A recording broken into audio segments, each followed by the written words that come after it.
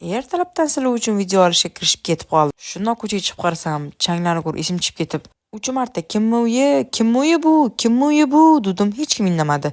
Demak, значит, bu meni uyim dedim. To'g'risini aytib qo'ya qolisizlarga, ko'chalarni bir hafta 10 kunda supuraman. Shu gaplarimdan keyin miyasidan aql oqib ketayotgan aqllilar ko'payadi hozir. Va shu kelincha ajoyibdi degan gaplarni iltimos o'zingizlar bilan cho'mchakli olib yuringlar birga. Men odamlarning gapi bilan hech qachon ish qilmaganman, qilmayman ham. Shuning uchun bunaqa maslahatlarni menga bermanglar iltimos. Agar men rostdan ham odamlarning fikri bilan ish qilganimda, kir kiyimim chang uyim bilan hech qachon videoga chiqmagan bo'lardim. Ayollarimni hamma bilan urushib chiqib, oxiri bolam bilan doktorga yo'l oldik va qornimizni to'ydirdik. O'zimizni sevishda davom etdik. Orada bolamni xursand qilish uchun o'yinni o'ynab berdim. Omadliman deb o'yinchog'im yutib oldim. Doktordan chiqib, qizli uyimga yo'l oldim. Good morning aka desam, "O, singlim ke" dedilar.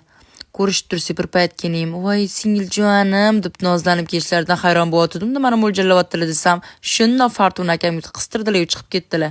Xudoyim dedim, akam ke singlim kepsan dilazingni qo'l qoqishib ket deb Fortuna taxtilar-yu, bir dunyo salatni oldiga o'tkazib qo'ydilar-yu.